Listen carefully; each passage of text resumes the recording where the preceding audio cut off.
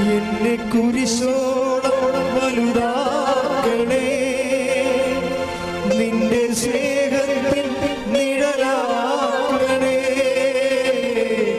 എന്നെ കുരിശോളം വലുതാക്കണേ, നിന്റെ സ്നേഹത്തിൽ നിഴലാക്കണേ. പാർവതി ഞങ്ങൾ എല്ലാവരും സ്പർശിച്ച ഒരു സംഭവം, പാർവതി ഉടമ്പടി അവസാനം പാർവതി തന്നെ ഒന്ന് ഉടമ്പടി ചെയ്യാം. അവൾക്കറിയാമായിരുന്നു ഉടമ്പടി ചെയ്ത് കഴിഞ്ഞാൽ അതിൻ്റെ കമ്മിറ്റ്മെൻറ്റ്സൊക്കെ എടുക്കണമല്ലോ എന്ന്. അപ്പോൾ അതിന് അവൾ കുറച്ച് സമയം എടുത്തു, കുറച്ച് മെഡിറ്റേറ്റീവ് ടൈം എടുത്തു. കാര്യം അമ്മ ഉടമ്പടി എടുത്തിട്ടുണ്ട്.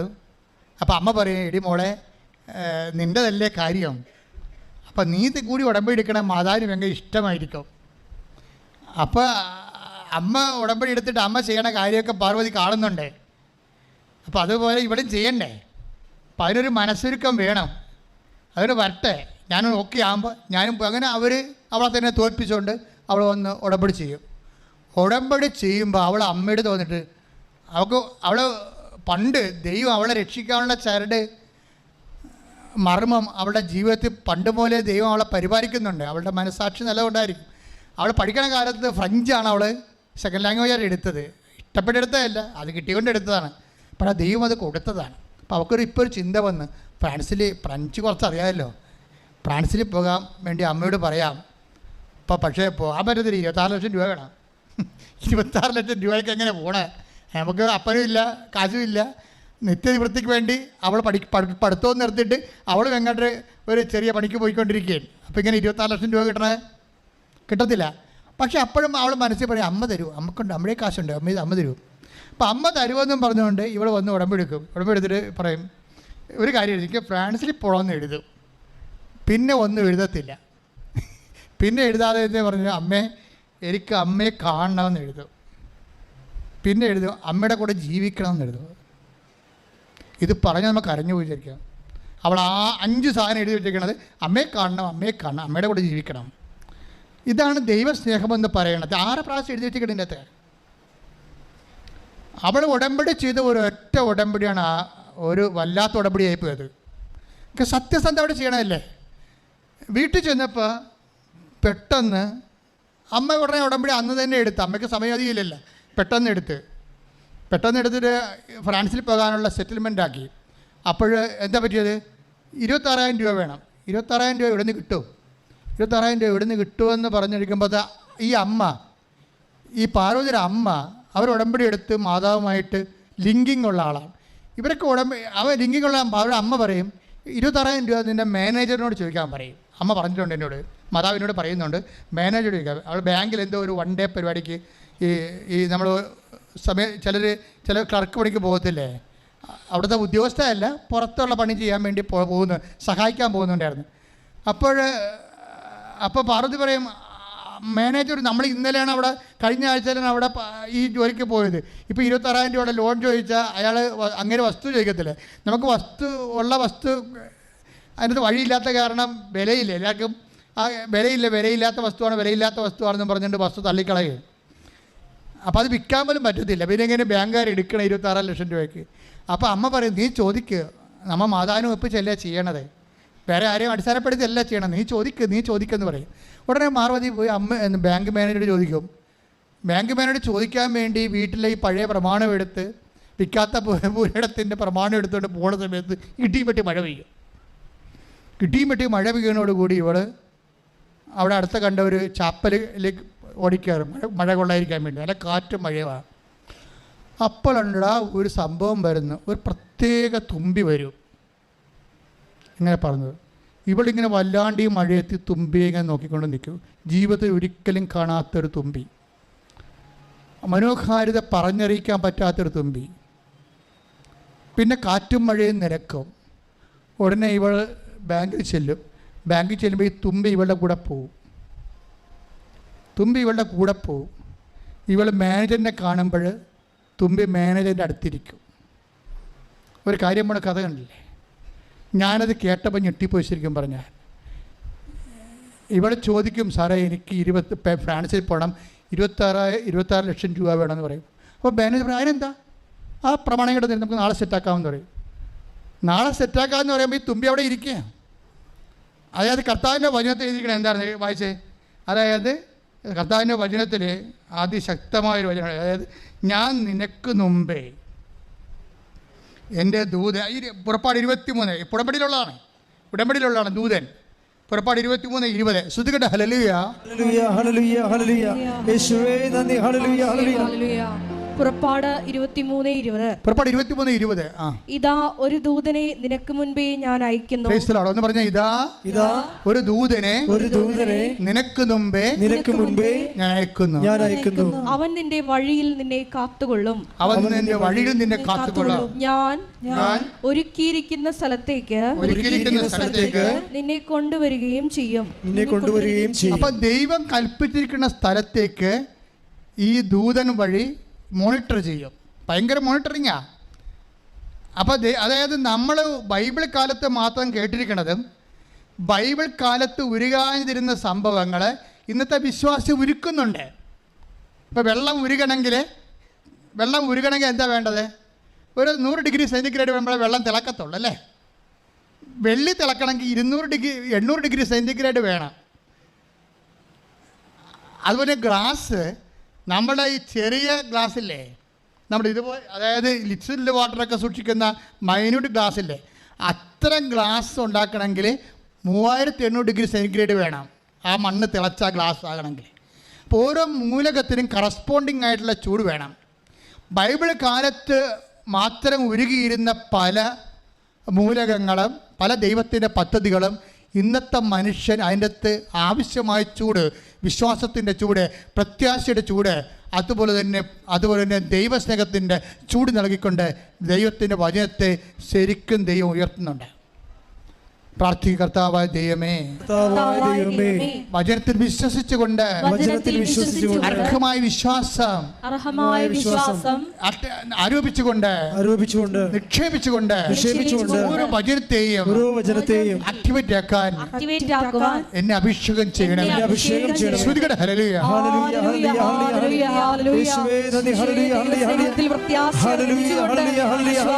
മുന്നേറിക്കൊണ്ട് വചനത്തെ മാംസമാക്കുവാൻ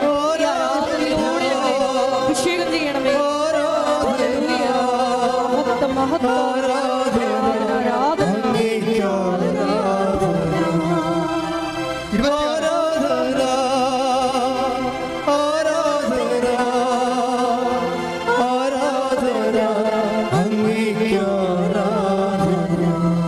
ഈ ഉടമ്പടിയുടെ ഭാഗം തന്നെയാണ് ഈ സഞ്ചാരം എന്ന് പറയണത്. നമ്മൾ കണ്ടില്ലേ, ലെവയ 26:9 എന്താ പറഞ്ഞത്?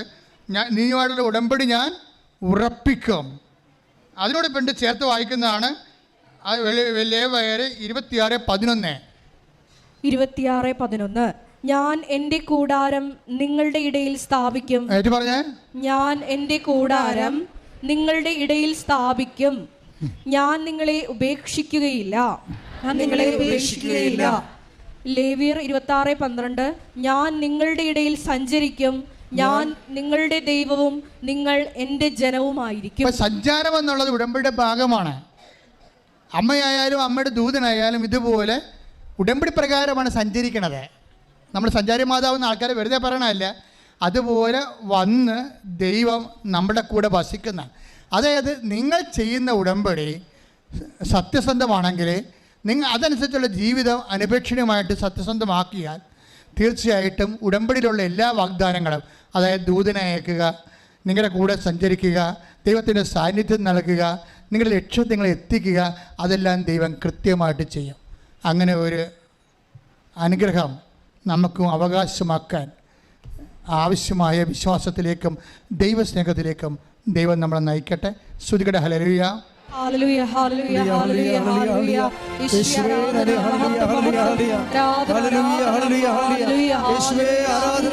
ആരാധന. ഉടമ്പടിയിലൂടെ കൂടെ സഞ്ചരിക്കുന്ന അവിടുത്തെ സാന്നിധ്യത്തിന് നന്ദി പറയുന്നു. വലിയ വലിയ സാക്ഷ്യങ്ങൾക്ക് നന്ദി പറയുന്നു. Hallelujah hallelujah. ഹല്ലേലൂയ. യേശുവേ നന്ദി. ആരാധന. എല്ലാവരും നിൽക്കട്ടെ. ശ്രുതികട ഹല്ലേലൂയ ഹല്ലേലൂയ ഹല്ലേലൂയ. യേശുവേ നന്ദി. Hallelujah hallelujah. മഹത്വം മഹത്വം. ആരാധന ആരാധന. ഹല്ലേലൂയ. യേശുവേ നന്ദി. രോഗസൗഖ്യ പ്രാർത്ഥനയുടെ സമയമാണ്. കർത്താവിന് ഏറെ നമ്മളോട് ഈശോ സംസാരിച്ച വലിയ ദിവസമാണ്.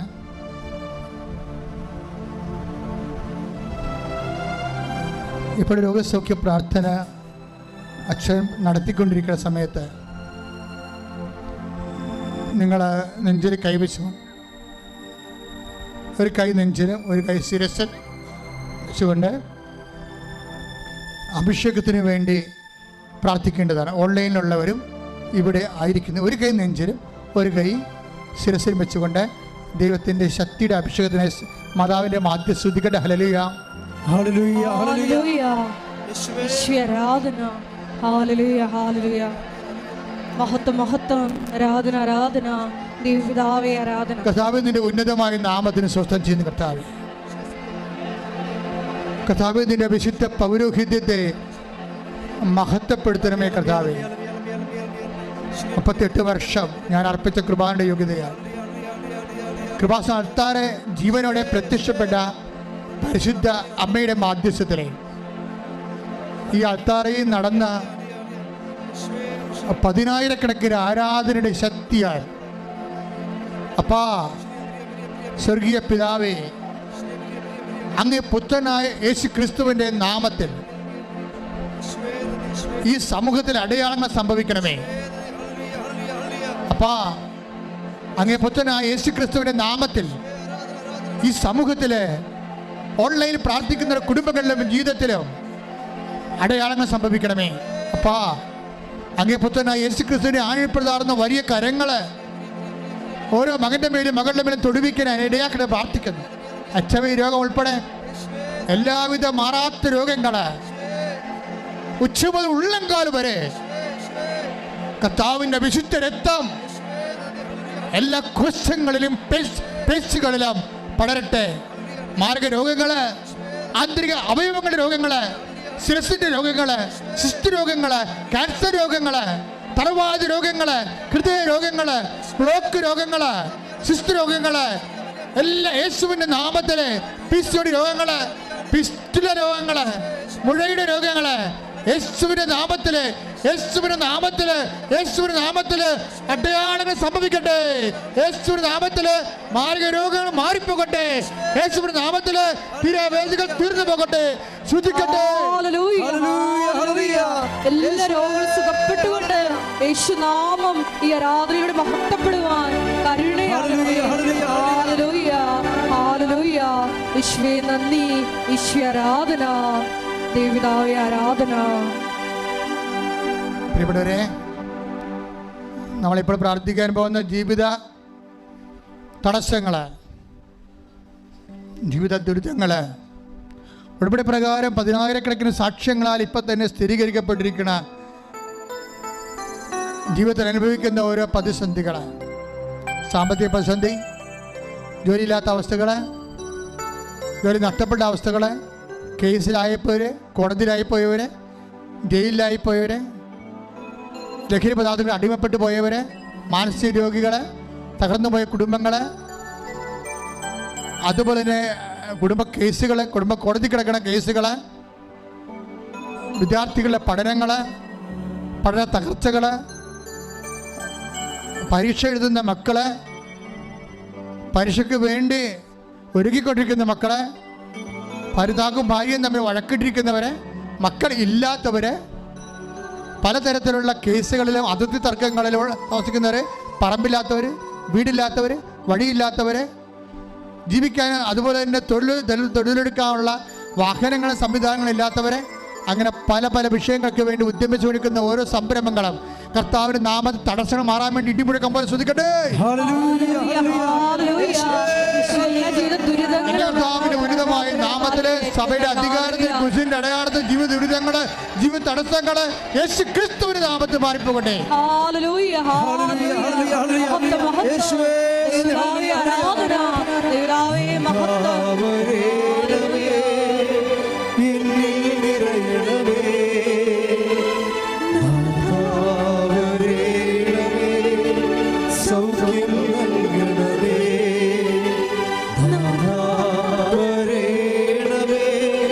in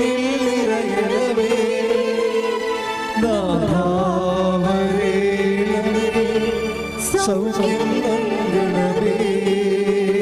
മുട്ട നിന്ന് പ്രാർത്ഥിക്കുക. വ്യക്തിപരമായ ആവശ്യങ്ങൾക്ക് വേണ്ടി മുട്ട നിന്നുകൊണ്ട് പ്രാർത്ഥിക്കുക.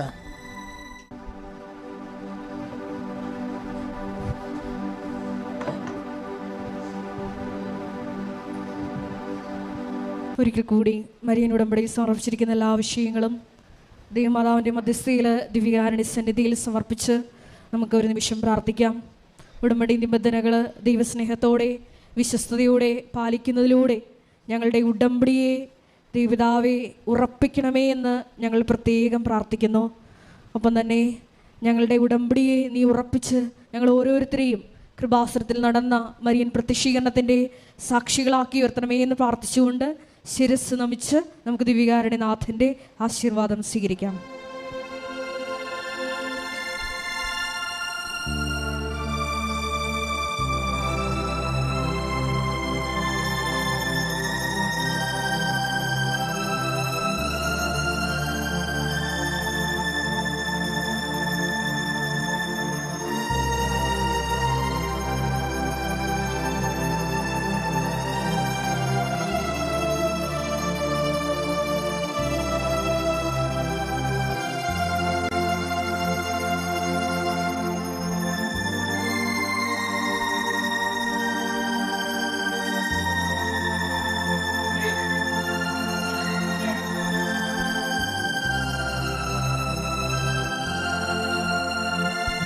പരിശുദ്ധ പരമമാ ദിവ്യകാരുണ്യമേ, എന്നും എന്നും അങ്ങേയ്ക്കാരാധന. പരിശുദ്ധ പരമമാ ദിവ്യകാരുണ്യമേ, എന്നും എന്നും അങ്ങേയ്ക്കാരാധന. പരിശുദ്ധ പരമമാ ദിവ്യകാരുണ്യമേ, ഇന്നും എന്നും അങ്ങേയ്ക്കാരാധന. ആവേ ആവേ ആവേ മരിയ, ആവേ ആവേ ആവേ മരിയ. ഈശോ മിശിഹായ്ക്ക് സ്തുതിയായിരിക്കട്ടെ. എൻ്റെ പേര് ബെറ്റി ജോസഫ്. ഞാൻ ജോലി ചെയ്യുന്നത് ഇംഗ്ലണ്ടിൽ, കുടുംബസമേതം അവിടെ താമസിക്കുന്നു. എൻ്റെ മക്കൾ Ashwin Benny Joseph and Alvin Benny Joseph. ഞങ്ങളിപ്പോൾ വരുന്നത് കോതമംഗലത്ത് നിന്ന്. സങ്കീർത്തനം 57:9 വചനം ഇപ്രകാരം പറയുന്നുണ്ട്: കർത്താവേ, ജനതകളുടെ മധ്യത്തിൽ ഞാൻ അങ്ങയെ സ്തുതിക്കും, ജനതകളുടെ ഇടയിൽ ഞാൻ അങ്ങയെ പാടിപ്പുകഴ്ത്തും. ഇന്ന് ഈ സമൂഹത്തിൻ്റെ മുമ്പിൽ തമ്പുരാനെ സ്തുതിക്കുവാനായിട്ട്, കൃതജ്ഞത അർപ്പിക്കുവാനായിട്ട് എന്നെ ഒരുക്കിയതിനെ ഓർത്ത് എൻ്റെ ഈശോയ്ക്ക് ഞാൻ നന്ദി പറയുകയാണ്. എന്നെ ഇതുവരെ നടത്തി ഒരുക്കി ഈ സ്റ്റേജിൽ ഈ നിമിഷം പറയുവാൻ പ്രാപ്തയാക്കിയതിനെ ഓർത്ത് മമ്മി മാതാവിനും 1000 നന്ദി. ഞാൻ ഉടമ്പടി എടുത്തത് 2020 ജാനുവരിയിലാണ് ഉടമ്പടി എടുത്തത്. 2019 കുറച്ച് അവസാന മാസങ്ങളിൽ വലിയൊരു മെൻ്റൽ ട്രോമയിലൂടെ കടന്നു പോവുകയായിരുന്നു. അതിൻ്റെ അവസാനം 2019 ഡിസംബറിൽ എൻ്റെ പപ്പ സ്വർഗത്തിലേക്ക് പോയി. അപ്പോൾ ഞാൻ നാട്ടിൽ വരുന്നു. ഫോളോവിങ് ഇയർ 20 ജാനുവരിയിൽ ഞാൻ ഇവിടെ വന്ന് ഉടമ്പടി എടുത്തു. ഉടമ്പടി എടുത്തപ്പോൾ ഞാൻ വളരെ ഹെൽത്തി ആയിട്ടിരുന്ന ആളാണ്.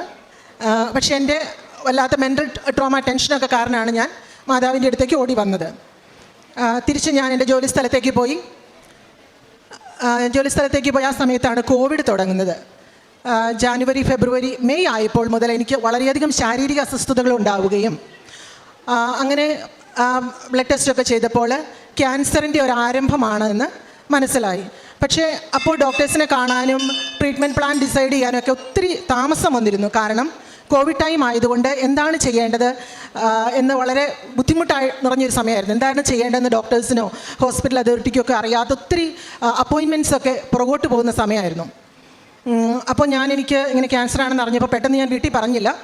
എൻ്റെ ആത്മീയ ഗുരുക്കളോട് ആദ്യം ഞാനിതിനെക്കുറിച്ച് സംസാരിച്ചു. അപ്പോൾ ഞാൻ ഉടമ്പടിയിലാണ്. ആത്മീയ ഗുരുക്കളോട് ഇതിനെക്കുറിച്ച് സംസാരിച്ചു. ഫാദർ സോജി ഓലിക്കൽ സഹിയോൻ്റെ ഡയറക്ടറായിരുന്ന അച്ഛനോടാണ് ഞാൻ ആദ്യം പറഞ്ഞത്. അപ്പോൾ അച്ഛൻ എനിക്ക് വചനം പറഞ്ഞു തന്നു, മെസ്സേജ് ഇട്ട് തന്നു. പിന്നെ പതുക്കെ ഞാനത് വീട്ടിൽ അവതരിപ്പിച്ചു. എൻ്റെ മക്കൾ രണ്ടുപേരും രാവിലെ എൻ്റെ കൂടെ എഴുന്നേൽക്കുവാനും പ്രാർത്ഥിക്കുവാനും ബൈബിൾ വായിക്കുവാനും അതോടൊപ്പം തന്നെ വിശുദ്ധ തൈലം കൊണ്ട് എൻ്റെ ശരീരത്തിൽ കുരിശ് വരച്ച് വിശ്വാസ പ്രമാണം ചൊല്ലി അവരെനിക്ക് വേണ്ടി പ്രാർത്ഥിക്കുവാൻ തുടങ്ങി. ഫൈനലി ഡേറ്റ് കിട്ടി. സർജറിക്ക് പോകുന്നതിന് മുമ്പായിട്ട് അന്ന് ഞങ്ങളുടെ ഇടവകയിലുണ്ടായിരുന്ന ഫാദർ ജോർജ് അച്ഛനൊരു മലയാളി അച്ഛനായിരുന്നു. അച്ഛൻ എനിക്ക് വേണ്ടി പ്രത്യേകം പ്രാർത്ഥിക്കുകയും എനിക്ക് സർജറിക്ക് പോകുന്നതിൻ്റെ രാവിലെ എനിക്ക് രോഗീലേപനം തന്നു വിട്ടു. അപ്പോൾ അതിനു മുമ്പ് സർജറിക്ക് പോകുന്നതിന് മുമ്പ് തന്നെ തുടർച്ചയായി അച്ഛൻ എന്നെ കുമ്പസാരിപ്പിക്കാൻ സഹായിക്കുകയും ഒക്കെ ചെയ്തിരുന്നു. ഞാൻ ഈ വിശുദ്ധ തൈലവും കാശുരൂപവുമായിട്ടാണ് ഞാൻ സർജറിക്ക് പോയത്. ഒത്തിരിയേറെ കോംപ്ലിക്കേഷൻസ് പറഞ്ഞിരുന്നു. എൻ്റെ അബ്ഡോമിനൽ മാസ് ഒത്തിരി വലുതായി വന്നിരുന്നു. ഈ സർജറിക്ക് വെയിറ്റ് ചെയ്യുന്നതിനിടയ്ക്ക് 2 സ്കാൻ ചെയ്തിരുന്നു. ആദ്യത്തെ സ്കാൻ ചെയ്തതിനേക്കാൾ വളരെ വലുതായിരുന്നു രണ്ടാമത് ചെയ്ത സ്കാൻ. 158 മില്ലിമീറ്റർ സൈസായിരുന്നു ഓപ്പറേഷന് 2 ദിവസം മുൻപുള്ള എൻ്റെ മാസിൻ്റെ വലിപ്പം. വളരെയേറെ കോംപ്ലിക്കേഷൻസ് പറഞ്ഞിരുന്നു. 4 മുതൽ 4.5 മണിക്കൂർ സമയം വരെ സർജറിക്ക് വേണ്ടി വരും എന്നാണ് ഡോക്ടേഴ്സ് എന്നോട് പറഞ്ഞിരുന്നത്. കാരണം ഈ മാസ് പല മറ്റ് ഓർഗൻസിനെയും തൊട്ടാണ് ഇരുന്നത്. ഞാൻ സർജറിക്ക് പോയി. സർജറിക്ക് പോകുന്നതിന് മുമ്പായിട്ട് ഞാൻ എൻ്റെ റൂമിൽ തനിയെ കൊന്ത ചൊല്ലി പ്രാർത്ഥിച്ചുകൊണ്ടിരുന്ന ഒരു ദിവസം എൻ്റെ ഇടത് കഴുത്തിനായിട്ട് ഒരാൾ വന്ന് സ്പർശിച്ച ഒരനുഭവം എനിക്കുണ്ടായി. പെട്ടെന്ന് ഞാനിങ്ങനെ തട്ടിമാറ്റി, റൂമിൽ മറ്റാരുമില്ല, മാറ്റി കഴിഞ്ഞ് കുറച്ച് സെക്കൻഡ്സ് കഴിഞ്ഞപ്പോൾ വീണ്ടും ആ കൈ എൻ്റെ കഴുത്തിൽ വന്നിരുന്ന് കഴുത്തിനോടും ഈ ഷോൾഡറിനോടും ചേർന്നുള്ള ഭാഗത്ത് വന്ന് സ്പർശിക്കുന്നതായിട്ടൊരു അനുഭവം ഉണ്ടായി. ഏത് വിരൽ ഏത് ഭാഗത്താണ് എന്ന് വരെ എനിക്ക് മനസ്സിലാകുന്ന രീതിയിലായിരുന്നു ആ കരസ്പർശം. അതൊരു വലത് കൈയായിരുന്നു. അത് കഴിഞ്ഞു വീണ്ടും ഇങ്ങനെ ഒരു ദിവസം കൊന്ത ചൊല്ലി പ്രാർത്ഥിച്ച് വചനം വായിച്ച് ഞാനിങ്ങനെ കണ്ണു തുറന്ന് നോക്കിയപ്പോൾ വെളിപാടിൻ്റെ പുസ്തകത്തിൽ പറയുന്ന മരതകം പോലെയുള്ള ഒരു മഴവില്ല് ഈശോ എന്നെ കാണിച്ചു തരികയുണ്ടായി. മഴയൊന്നുമില്ല, തെളിഞ്ഞ ആകാശം. ഞാൻ ആ ഒരു മഴവില്ല് ഈശോ എന്നെ കാണിച്ചു തന്നു. ഞാൻ സർജറിക്ക് പോയി. സർജറി 4 മണിക്കൂർ 4.5 മണിക്കൂർ പറഞ്ഞിരുന്ന സർജറി 1.5 മണിക്കൂർ കൊണ്ട് എനിക്ക് കഴിഞ്ഞു. ഞാൻ എൻ്റെ ഈ ലോക്കറ്റ് അനസ്തറ്റിസ്റ്റിനോട് പ്രത്യേകം പറഞ്ഞ് എൻ്റെ തലഭാഗത്ത് വച്ചിരുന്നു. ബുദ്ധിമുട്ടുകളൊന്നും കൂടാതെ സർജറി കഴിഞ്ഞു. ഞാൻ ഡിസ്ചാർജായി വന്നു. ബയോപ്സി റിസൾട്ടിന് വെയിറ്റ് ചെയ്തിരുന്ന സമയത്ത് ബയോപ്സി റിസൾട്ട് വന്നപ്പോൾ സ്റ്റേജ് 1 ഓവേറിയൻ ക്യാൻസർ ആയിരുന്നു. അപ്പോൾ മെഡിക്കൽ ടീം കൂടിയിട്ട് എനിക്ക് കീമോ സജസ്റ്റ് ചെയ്ത് കഴിഞ്ഞപ്പോൾ അവൾ വളരെ മൈൽഡായിട്ടുള്ള കീമോ മതി എന്നാണ് മെഡിക്കൽ ടീം അഭിപ്രായം പറഞ്ഞത്. പക്ഷേ ഞാൻ അറിയുന്ന എൻ്റെ ബന്ധത്തിൽപ്പെട്ട ഒരു ആൻറ്റി വഴി മറ്റൊരു ഓങ്കോളജിസ്റ്റ് അത് പറ്റില്ല, സ്ട്രോങ് കീമോ തന്നെ എടുക്കണം. എൻ്റെ ഒരു ഫാമിലി മെമ്പർ ആയിരുന്നെങ്കിൽ ഞാൻ ഈ സ്ട്രോങ് കീമോ തന്നെ അഡ്വൈസ് ചെയ്യുമായിരുന്നു എന്ന് പറഞ്ഞു. അപ്പോൾ എനിക്കൊരു ചെറിയ കൺഫ്യൂഷൻ വന്നു. ഞാനൊരു സ്പിരിച്വൽ കൗൺസിലറുമായിട്ട് ബന്ധപ്പെടുകയും അദ്ദേഹം എനിക്ക് മെസ്സേജ് എടുത്തിട്ട് ഇങ്ങനെ പറഞ്ഞു, ഈശോ പറയുന്നത് പരിശുദ്ധാത്മാവാണ് ഈ മെഡിക്കൽ ടീമിനെ നിനക്ക് വേണ്ടി നിയോഗിച്ചത്, അവർ പറയുന്നത് ചെയ്താൽ മതി എന്ന് പറഞ്ഞു. അങ്ങനെ ഞാൻ ആ മൈൽഡായിട്ടുള്ള കീമോയ്ക്ക് പോയി. എനിക്ക് യാതൊരു സൈഡ് എഫക്റ്റും ഉണ്ടാകാൻ ഇടവന്നില്ല.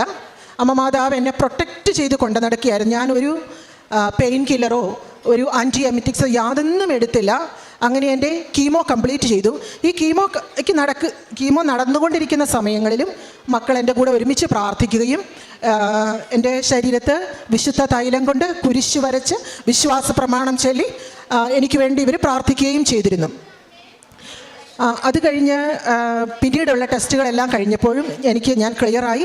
ഇപ്പോൾ ഞാൻ ഫുൾ ടൈം വർക്ക് ചെയ്യുന്നു. എനിക്ക് സർജറി കഴിഞ്ഞ് ട്രീറ്റ്മെൻറ്റ് കഴിഞ്ഞതിന് ശേഷം എനിക്ക് ഹെൽത്ത് അസസ്മെൻറ്റിൽ സ്റ്റാൻഡ് അലോൺ മോഡ്യൂളിൽ മാസ്റ്റേഴ്സ് ചെയ്യാനായിട്ട് അമ്മ മാതാവ് സഹായിച്ചു. അതോടൊപ്പം തന്നെ എൻ്റെ സർജറി കഴിഞ്ഞ് ട്രീറ്റ്മെൻറ്റ് കഴിഞ്ഞതിന് ശേഷമാണ് ഞാൻ ഡ്രൈവിംഗ് ലൈസൻസ് അവിടുത്തെ എടുക്കുന്നത്. എനിക്ക് ലൈസൻസ് എടുക്കാൻ ഭയങ്കര മടിയായിരുന്നു. എൻ്റെ മക്കൾ എന്നെ നിർബന്ധിച്ചാണ്, എനിക്ക് വണ്ടി ഓടിക്കാൻ ഭയങ്കര മടിയാണ്, അപ്പോൾ എൻ്റെ മക്കൾ എന്നെ നിർബന്ധിച്ചാണ് വിട്ടത്. അപ്പോൾ ഞാൻ പോയപ്പോൾ മാതാവിനോട് പ്രത്യേകം പറഞ്ഞു, ഇനി ഒരു ടെസ്റ്റ് എഴുതാൻ എനിക്ക് ഇട വരുത്തരുത്. ഞാൻ വെഞ്ചിരിച്ച ഉപ്പും പിന്നെ മാതാവിൻ ലോക്കറ്റും കയ്യിൽ പിടിച്ച് പ്രാർത്ഥിച്ചു പോയി. ഫസ്റ്റ് അറ്റംപ്റ്റിൽ അത് എനിക്ക് സർജറിക്ക് ശേഷം അത് കിട്ടി. പിന്നെ കോവിഡ് സമയത്താണ് എൻ്റെ മൂത്ത മകൻ അശ്വിൻ മാസ്റ്റേഴ്സ് കഴിഞ്ഞിരിക്കുക. അപ്പോൾ ഓപ്പണിംഗ് ഒന്നുമില്ല, എന്ത് ചെയ്യണം എന്നൊക്കെ അറിയാതിരിക്കുന്ന ഒരു സമയമാണ്. അപ്പോൾ എൻ്റെ സർജറിയുടെ സമയം കൂടിയാണത്. അപ്പോൾ ഞാൻ ഇത് മാതാവിനോട് പ്രത്യേകം പറഞ്ഞ് പ്രാർത്ഥിച്ചു കൊണ്ടിരുന്നു. അങ്ങനെ ഞങ്ങൾ തുടർച്ചയായിട്ട് മോനൊരു ജോലിയുടെ കാര്യം പറഞ്ഞ് മാതാവിനോട് പ്രാർത്ഥിച്ചുകൊണ്ടിരുന്നു. അപ്പോൾ ഒരു ദിവസം കോർപ്പസ് ക്രിസ്റ്റിയുടെ തിരുനാളിന് 2-3 ദിവസം മുമ്പ് ഞാനൊരു സ്വപ്നം കണ്ടാണ് എഴുന്നേൽക്കുന്നത്. ഒരു പ്രശസ്ത ധ്യാനഗുരു അത് മറ്റാരുമല്ല, ഫാദർ വട്ടായിൽ, സേവ്യർ വട്ടായിൽ എൻ്റെ വീട്ടിൽ വരികയാണ്. അപ്പോൾ ഞാൻ അച്ഛനോട് പറയുകയാണ് എൻ്റെ മമ്മിക്ക് വേണ്ടി പ്രാർത്ഥിക്കണമെന്ന്. പിന്നെ ഞാൻ തിരിച്ചു വരുമ്പോൾ എൻ്റെ മോൻ എൻ്റെ അടുത്ത് പറയുകയാണ്, അമ്മ അച്ഛൻ എനിക്ക് വേണ്ടി ബ്ലസ് ചെയ്ത് അനുഗ്രഹിച്ചിട്ട് ഇറങ്ങിപ്പോയി എന്ന് പറഞ്ഞു. അതിനുശേഷം 2 ദിവസം കഴിയുമ്പോൾ കോർപ്പസ് ക്രിസ്റ്റിയുടെ തിരുനാളാണ്. മോന് അപ്പോയിൻമെൻറ്റ് ലെറ്റർ, ഒരു കമ്പനിയുടെ അപ്പോയിൻമെൻറ്റ് ലെറ്റർ കിട്ടി. അവൻ ഇപ്പോഴും അവിടെ തന്നെ നല്ല രീതിയിൽ ജോലി ചെയ്യുന്നു. 3-ാമത്തെ സാക്ഷ്യം എൻ്റെ 2ാമത്തെ മകൻ ആൽവിൻ ബെനി ജോസഫ്. അവൻ ഡിഗ്രി പഠിക്കുകയായിരുന്നു, കെമിസ്ട്രിയാണ് ഡിഗ്രിക്ക് എടുത്തത്. അപ്പോൾ ആ സമയത്ത് ഇനി എന്ത് പഠിക്കണമെന്ന് അവനൊരു തീരുമാനം ഉണ്ടായിരുന്നില്ല. അപ്പോൾ അങ്ങനെ അവൻ ചിലപ്പോൾ പറഞ്ഞു ഇനി മാസ്റ്റേഴ്സിന് പോകുമായിരിക്കും, അല്ലെങ്കിൽ വേറെ എന്തെങ്കിലും ചെയ്യുമായിരിക്കും. അവനൊരു ഡിസിഷൻ എടുക്കാൻ പറ്റുന്നുണ്ടായിരുന്നില്ല.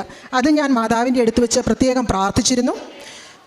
അവൻ ഒരു ദിവസം എൻ്റെ അടുത്ത് വന്ന് പറഞ്ഞു, അമ്മ ഞാൻ മെഡിക്കൽ എൻട്രൻസ് എഴുതാൻ പോവുകയാണെന്ന്.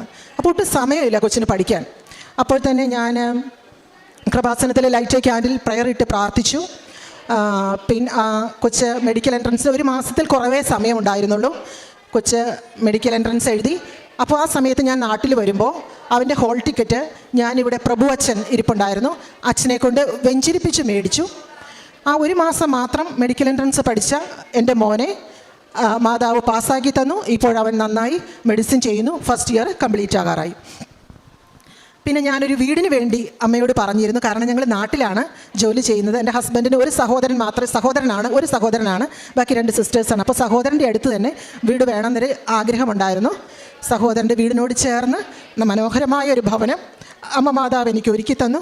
അതിന് താങ്ക്സ് ഗിവിംഗ് ആയിട്ട് ഫ്രണ്ട് ഡോറിൽ ഞാൻ കൃപാസന അമ്മയുടെ പിക്ചർ കൊത്തിച്ചിട്ടുണ്ട്. കഴിഞ്ഞ ആഴ്ച എനിക്ക് കിട്ടിയ ഒരു അനുഗ്രഹമാണ്. ഞങ്ങൾ ബാംഗ്ലൂരിൽ നിന്ന് കൊച്ചിയിലേക്ക് വരുമായിരുന്നു. അപ്പോൾ ഞാൻ ബാംഗ്ലൂർ എയർപോർട്ടിൽ ചെന്നപ്പം ട്രാഫിക്കൊക്കെ കാരണം അല്പം ലേറ്റായിപ്പോയി. അപ്പോൾ അവരെൻ്റെ അടുത്ത് പറഞ്ഞു, ബുദ്ധിമുട്ടാണ്, എനിക്ക് അയച്ചു വിടാൻ പറ്റില്ല എന്ന് പറഞ്ഞു. അതിനുശേഷം അപ്പോൾ എൻ്റെ കയ്യിൽ കൊന്തയുണ്ട്. അപ്പോൾ ഞാൻ കൊന്ത പിടിച്ചിട്ട് പെട്ടെന്ന് മാതാവിനോട് പറഞ്ഞു, മാതാവേ എനിക്ക് കയറിപ്പോകണം, ഞാൻ കുറച്ച് ദിവസത്തെ ലീവിന് വന്നതാണ്, പോയേ പറ്റുള്ളൂ, ഞങ്ങൾക്ക് അമ്മ സഹായിക്കണം, ഞാൻ സാക്ഷ്യം പറഞ്ഞോളാം എന്ന് പെട്ടെന്ന് ഞാൻ മാതാവിൻ്റെ ലോക്കറ്റിൽ പിടിച്ച് പറഞ്ഞു. അപ്പോൾ അവർ പറഞ്ഞു, നിങ്ങൾ പോയിക്കോളൂ, പക്ഷേ ലഗേജ് കയറ്റി വിടാൻ പറ്റില്ല, അത് നാളെയേ പറ്റുള്ളൂ എന്ന് പറഞ്ഞു. അപ്പോൾ ഞങ്ങൾ വേഗം സെക്യൂരിറ്റി ചെക്ക് കഴിഞ്ഞ് ഗേറ്റിലേക്ക് ഓടി. അവിടെ ചെന്ന് 5 മിനിറ്റ് എടുത്തില്ല. അതിനു മുമ്പ് അനൗൺസ്മെൻറ്റ് വന്നു, ഫ്ലൈറ്റ് 1 അവർ ഡിലേ ആണ്. ഞാനിവിടെ ഇറങ്ങിയപ്പോൾ എൻ്റെ ലഗേജോട് കൂടിയിട്ടാണ് ഞാൻ വീട്ടിൽ പോയത്. പ്രവൃത്തികൾ ഞാൻ അവിടെ നമ്മുടെ ചില ഷോപ്പിംഗ് സെൻറ്റേഴ്സിലൊക്കെ ചെല്ലുമ്പോൾ അവിടെ ഹോംലെസ് ആയിട്ടുള്ള ആൾക്കാർ ഭക്ഷണത്തിന് വേണ്ടി അല്ലെങ്കിൽ പൈസയ്ക്കൊക്കെ വേണ്ടിയിട്ട് വെയിറ്റ് ചെയ്യും. അപ്പോൾ അധികം ആളുകളും ഡ്രഗ്സ് യൂസ് ചെയ്യുന്നവരോ അങ്ങനെയൊക്കെ ആയിരിക്കും. അപ്പോൾ ഞങ്ങൾ മക്കളെ കൊണ്ട് പ്രത്യേകിച്ച് കൂടെ ഉണ്ടെങ്കിൽ ഞാൻ ഭക്ഷണം വാങ്ങിക്കൊടുക്കും. അത് നിർബന്ധമായിട്ടും അവരെ കൊണ്ടും ചെയ്യിക്കും, ഞാനും ചെയ്യും. പിന്നെ ചെയ്യുന്ന മറ്റൊരു കാരുണ്യ പ്രവൃത്തി, എൻ്റെ കുറച്ച് ആത്മീയ ഫ്രണ്ട്സ് ഉണ്ട്. ഞാൻ അവരെയും കൂട്ടി പൈസ കളക്ട് ചെയ്ത് നാട്ടിൽ ബുദ്ധിമുട്ടുന്ന രോഗികൾക്ക് അയച്ചു കൊടുക്കാറുണ്ട്. എൻ്റെ അറിവിലുള്ള വിശ്വാസതയിലുള്ള രോഗികൾക്ക് അയച്ചു കൊടുക്കാറുണ്ട്. പിന്നെ ഞാൻ നേഴ്സായിട്ടാണ് വർക്ക് ചെയ്യുന്നത്. അപ്പോൾ ഞാൻ എൻ്റെ രോഗികളെ സമയം കിട്ടുന്നതിനനുസരിച്ച് ഞാൻ ഈശോയുടെ കാര്യങ്ങൾ മാതാവിൻ്റെ കാര്യങ്ങൾ പറയാറുമുണ്ട്. ഞാനിത് എപ്പോഴും എൻ്റെ യൂണിഫോമിൻ്റെ പോക്കറ്റിൽ ഈ കൊന്ത കാണും. അപ്പം ഞാൻ എപ്പോഴെങ്കിലും ആരെങ്കിലും ഒന്ന് കാണാൻ പാകത്തിനൊന്ന് എടുക്കുമോ ഒക്കെ ചെയ്യുമ്പോൾ എന്താണെന്ന് അവർ ആങ്ഷ്യസ് ആയിട്ട് ചോദിക്കും. അപ്പോൾ ഞാൻ സംസാരിക്കും. പിന്നെ ആവശ്യപ്പെടുന്ന രോഗികളെ എൻ്റെ ഈ റോസറി, മാതാവിൻ്റെ രൂപം അറ്റാച്ച് ചെയ്തിരിക്കുന്ന റോസറി തൊട്ട് പ്രാർത്ഥിക്കുവാനും ഞാൻ സമയം കൊടുക്കാറുണ്ട്. പിന്നെ മരണപ്പെടാൻ പോകുന്ന രോഗികൾ, അടുത്ത് ഫാമിലി മെമ്പേഴ്സ് ഇല്ലാത്ത രോഗികൾ, അവരുടെയൊക്കെ അടുത്ത് നിന്ന് ഞാൻ മൗനമായിട്ട് മനസ്സിൽ പ്രാർത്ഥിക്കാറുണ്ട് അവരുടെ ആത്മാവിന് വേണ്ടിയിട്ട്.